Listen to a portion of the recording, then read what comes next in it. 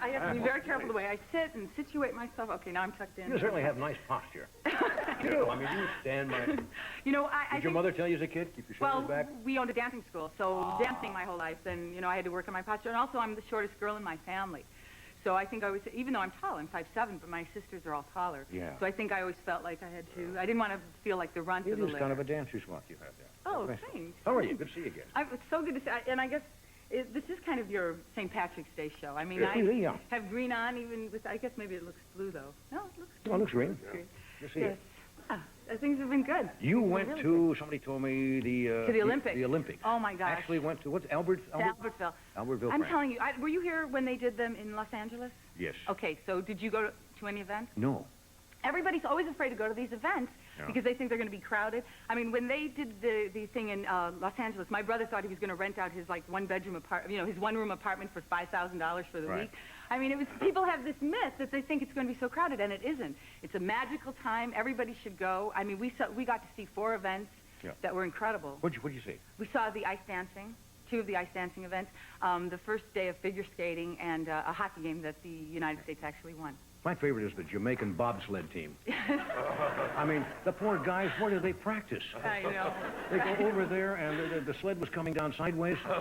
I know. So, but you know what? The thing that's so remarkable about the Olympics is that you realize how much dedication, how much time, how much sacrifice has gone into bringing people there. Because you could just see on their little faces, when those girls fell... There was a lot of falling this year, wasn't there?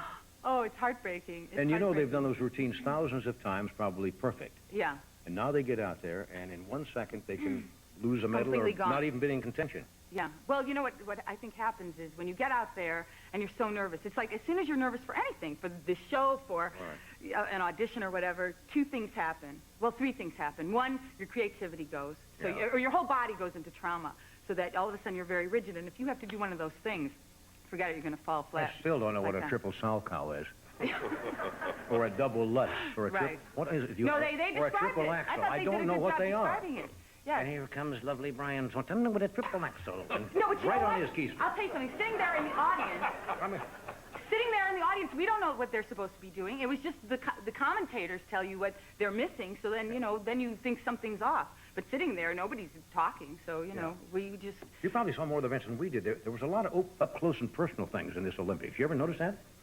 Just as the guy was coming down the ski jump, they would cut away to Lars Lundström, hometown in Sweden someplace, and talk to his folks. And they'd cut back and the jump is over. They did that all the time. Well... When did Lars first... Oh, he was just a little kid. He learned, and we missed the whole... Then you go to Lars, where Lars got his first spreader. Yes, Lars just bought his groceries here last week. We can see the jump. No, we're going to see Lars' bedroom. Very good. Gee, I thought CBS did a very good job. They did a nice job. A lot of Lars Lundström. Personal. That's true. That's true. But see, so I think that people were nervous, and I think that when you're nervous, you lose your sense of humor, and you lose your sexuality. Don't you think so? When you get nervous, you lose your sexuality? Definitely. Oh, my gosh. Why? It like goes out the window completely. Why is that? Because I think your body goes into trauma, so you can't feel relaxed. You can't, you know, you can't, like, work it, you know. So you know what I'm saying? No, I don't know what you're saying. Well, maybe because you're never nervous. So you never lose your sense of humor or your sexuality. Well, Case in point. Let's go visit Lars Lundström once more. No, I thought nervous energy sometimes gives you that kind of sexual energy. Nervous energy. The right kind of nervous energy. I suppose so, yeah. Yeah, no, I mean, no. If every cell is standing at attention because it's in, like, the state of readiness.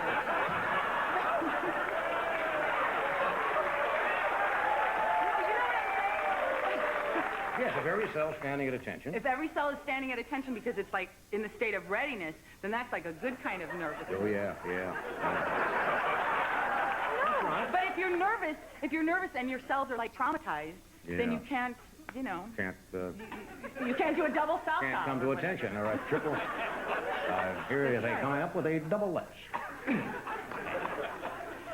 You know, I'm going to have a hard time when you're not doing the show anymore because I have to threaten my husband all the time that I'm going on the Tonight Show because of what we talked about the last 2 times I was on. I remember what you talked about. I know, and the problem is that I don't know what I'm going to do because I always dangle that carrot in front of his face. I'm always saying, I'm going to be on the Tonight Show next month, We got to pick up the pace here. And talk about, And sex. yes, you talked about sex. Yeah. Quite openly. Yes. Quite I know. honestly. I know. Well, it's starting to get me in trouble, but he came with me this time. Oh, So, yeah, that's okay. We could still talk about it. He Okay. just wanted to, like, monitor it this Sure. time. That's all. Yeah. Attention. Well, he told me, wait a second, no. He told me that I should lie to you. And I said, would never lie to Johnny Carson. That's true. That's just It's like lying to the Pope or something. Well, I wouldn't go quite that far. Yeah, okay. We have to do this, and then we're coming back and Okay. get our Yeah, nervous good. energy together. Well, Broadway play. It was a Broadway play and a play in London's West End for I years. think I saw it up in San Francisco. Dorothy Loudon Right. was in it for a while. Right, and it's completely wacky and wild. It's about It is a farce. I mean, oh it is yeah, totally. crazy. It's about an American. Well, originally it was a group of English actors, but now it's American actors traveling, putting on an English farce, Right. and it's all about the backstage antics and all the intrigues and romances and fights and everything else.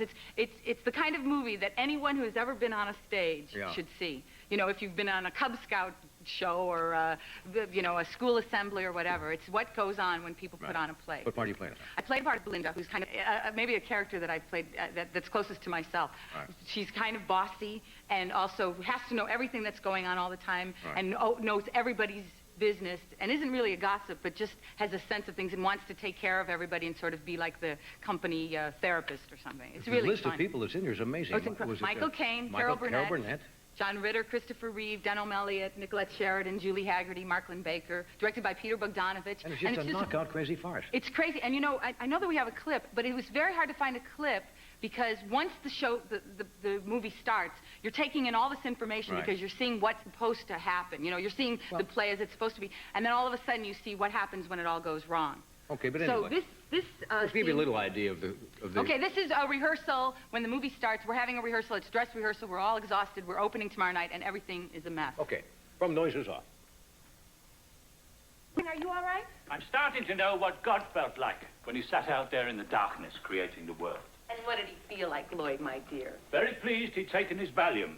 Well, he had 6 days, of course. We've only got 6 hours. And God said, where the hell is Tim? And there the hell was Tim. And God said, let there be doors that open when they open and close when they close. Do something? Doors. I was getting the bananas for the sardines. Doors. Doors. I'm a stage manager who understood English, too. Tim, honey, that door won't close. And the bedroom won't, Oh, right. Lloyd, he hasn't been to bed for 48 hours. Don't worry, Tim. Only another 24 hours, and it'll be the end of the day. Oh, look. He's come down to earth amongst us. Listen, since we've stopped anyway, okay, it took 2 days to put the set up, so we shan't have time for dress rehearsal. Oh, no. Don't worry. Think of the first night as the dress rehearsal. Oh, great. If we can just get through the play once tonight for doors and sardines. That's what it's all about. Doors and sardines. Getting on, getting off, getting the sardines on, getting the sardines off. That's farce. That's the theater. That's life. Oh, God, Lloyd, you're so deep. Anyway, when's it open? Is it just... It opens this Friday, and I'll tell you something. We all had a great time Yeah. working on it. We rehearsed it for 5 weeks before we shot it. Yeah. And it's Good people I'm in there. telling you, once you hit that theater, you won't stop laughing. Yeah. It's really very funny. And Evening Shade is doing for well, Yeah, of course. it's great. We just got picked up for 2 years. Oh, that's great. Good for you. Yeah. Really nice of you. Weren't you talking about a friend of yours the last time you were here? From Italy, or? Oh, my Italian friend. Oh, yeah, we saw them after we, Flavio. Flavio. Oh, I met a porter on a train a few years ago, and he came to visit me in America with his wife. And the first time that he was here, he got introduced on The Tonight Show, as a matter of fact. But anyway, he came to see me, and we've sort of ruined his life now because originally he's been just a porter. He started writing a screenplay, and now he's doing videos of like christenings and weddings. And so next he's going to come to America and try to be in show And you say he's a porter? Yeah. He's a porter on a train. And he's writing movies? Well, he'd like to. Oh. But I mean, yeah, right. Well, he's been exposed to Hollywood Yeah. now, so through us, so we've kind of like ruined his life. Oh, all righty. You know. We'll take a short break, and then we're Randy Travis here tonight, Kevin Pollak. Stay where you are. Enjoy the return. Flavio.